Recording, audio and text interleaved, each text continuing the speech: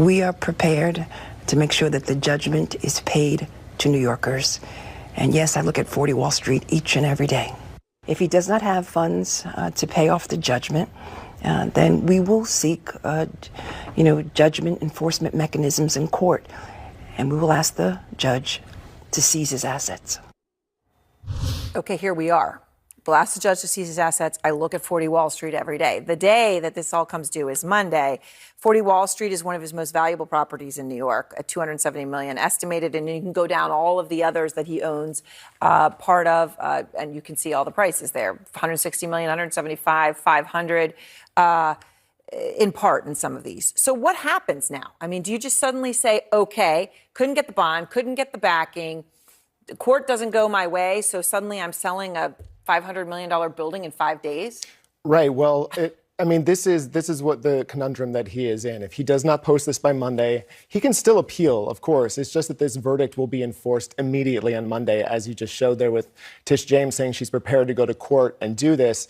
Literally seize the building Exactly. Start a new case to go after it. And she could do that in multiple states, too. It doesn't just have to be in New York where he has properties. But the writing is on the wall that if he hasn't started preparing to sell some assets by now, that it could be pretty difficult to get this process done by Monday. And clearly, Letitia James is ready to go to court. She's been preparing for this. Yes, welcome back. With just days to go until New York Attorney General Letitia James can start seizing Trump assets to pay off the massive $464 million judgment handed down in the case. The former president lawyer said that no corporate underwriter was willing to post a bond for his appeal. This is the mainstream media narrative on what is going on. Recently, Larry had an interview on CNN. A question surfaced partaking through this. He made it clear like this is an attack to America. I don't know if you have seen this. I'm going to play some videos so you can see exactly what is going on. Very concerning. Just imagine this. If Trump does not provide this in few days to come, we don't know what might become. It is insane that Letitia James is doing this. Not count Trump out yet. He has a week yet to actually have this money secured in order to file the appeal. He's now seeking the court's approval to effectively take either $100 million in bond or to forgive the bond entirely at this point to allow the appeal to proceed.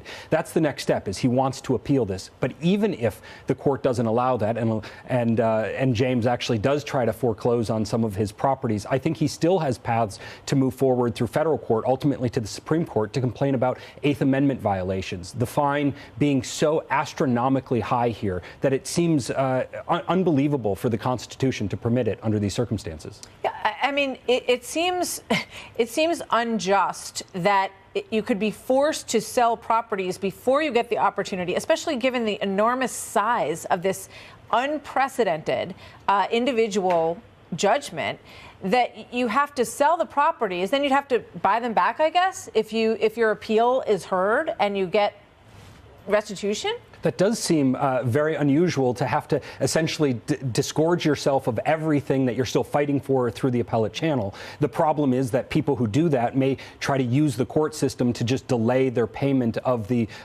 whatever fine they had gotten if they lose on appeal. But here, Trump has the assets. They're in different forms. They're not in a form that these bond companies, he said he went through 30 different bond companies that just won't put up that money based on it being property, real property, as opposed to being held in cash. So I think that these are very unique circumstances. I think, and I hope that the New York Court of Appeals looks at it appropriately. But like I said, I think even the Supreme Court would have interest in this. Yes, I have watched a lot of videos partaking through this, and I get similar sentiment like this. What this man said here on Fox News is just what I thought.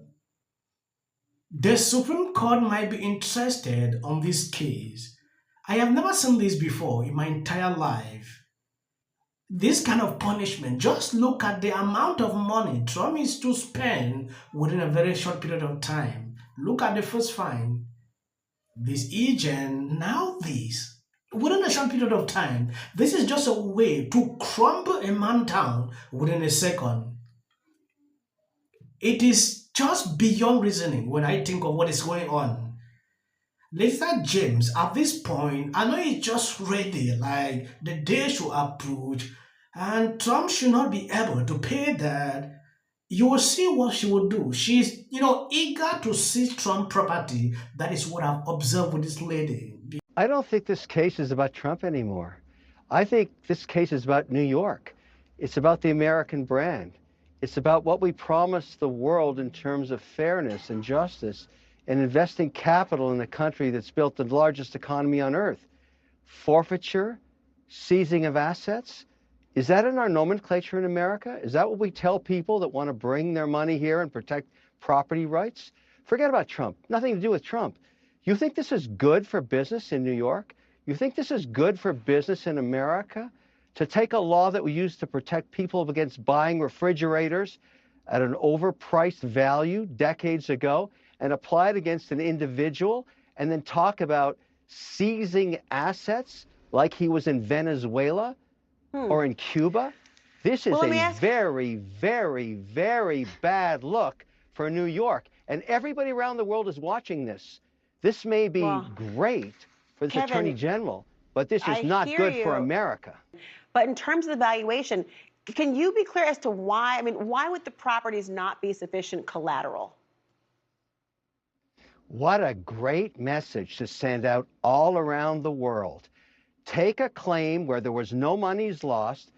There was no fraud here in the context of actually people losing money. Deutsche Bank, who made the loan, was made whole.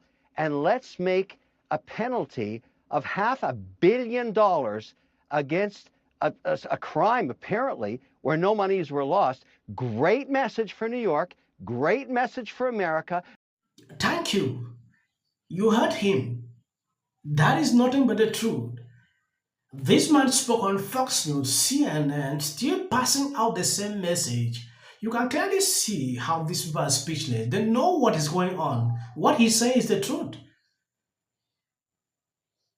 Somebody is fine, then you don't even know who are the victims in that case. That is what is funny in the whole situation when I look at it.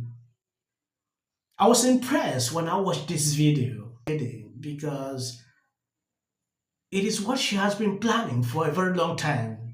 They knew that it would reach this level and Trump will not be able to provide that. I've seen some people saying, oh, Trump is poor, Trump is this, Trump is... I was like, are you insane? It therefore means if they call someone like this man is worth 50 billion, the person should be having the 50 billion in his account, forgetting his asset. That is what I've seen insane Libras, argue on social media. I could not even respond because they know little on what is going on. You can have money, but not cash.